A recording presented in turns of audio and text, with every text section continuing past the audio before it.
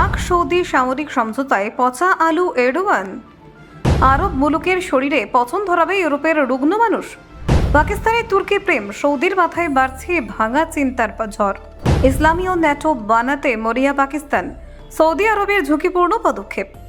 তুরস্ক ঢুকলে পাক সৌদি প্রতিরক্ষার চুক্তি হবে কি মধ্যপ্রাচ্যের নতুন আগুন?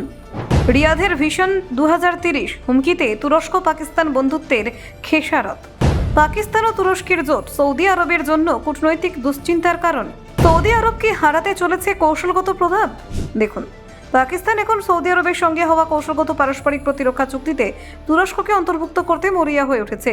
ইসলামাবাদের এই উদ্যোগের নেপথ্যে রয়েছে একটি বৃহত্তর লক্ষ্য, মুসলিম দেশগুলিকে এক ছাতার তলায় এনে তথাকথিত ইসলামী ও ন্যাটো গঠন করা।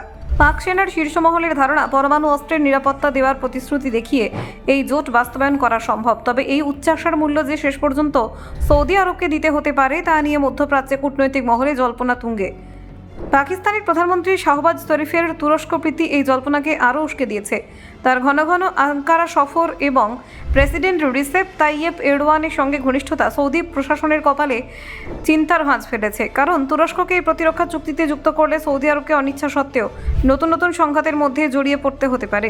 প্রতিরক্ষা বিশ্লেষকদের মতে, কাগজে কলমে তুরস্ক যুক্ত হলে সৌদি আরবের সামরিক শক্তি বাড়তে পারে ঠিকই, কিন্তু এর ঝুঁকি আরও বেশি।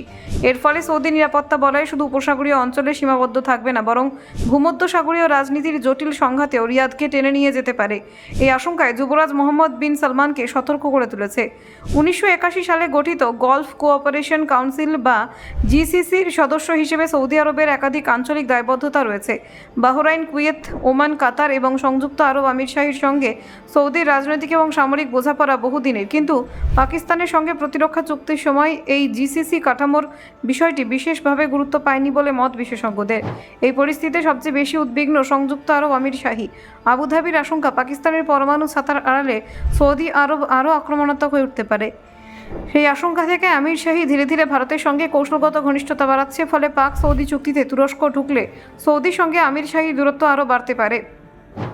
এদিকে 2021 সালে গঠিত I2U2 জোটে ভারত, ইসরায়েল, মার্কিন যুক্তরাষ্ট্র এবং আমিরশাহীর সহযোগিতা মধ্যপ্রাচ্যের শক্তির ভারসাম্য নতুনভাবে নির্ধারণ করেছে।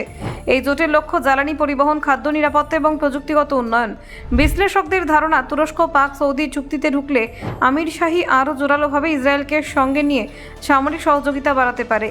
সৌদি আরব ইতিমধ্যেই যুক্তরাষ্ট্র থেকে বিপুল পরিমাণ আধুনিক অস্ত্র কিনে নিজের সামরিক শক্তি বৃদ্ধি করেছে। শক্তিশালী বিমান বাহিনী এবং আধুনিক প্রতিরক্ষা ব্যবস্থার মালিক রিয়াদ। কিন্তু তুরস্কের সঙ্গে সামরিক জোট হলে ড্রোন যুদ্ধ ক্ষমতা আরও বাড়াবে, যা প্রতিবেশী আরব রাষ্ট্রগুলিকে আতঙ্কিত করছে। ভূমধ্যসাগরীয় অঞ্চলে তুরস্কের সঙ্গে গ্রিস, সাইপ্রাস এবং ইসরায়েলের সম্পর্ক দীর্ঘদিন ধরে উত্তেজনাপূর্ণ। ব্যুরো রিপোর্ট, অজানার দেশে।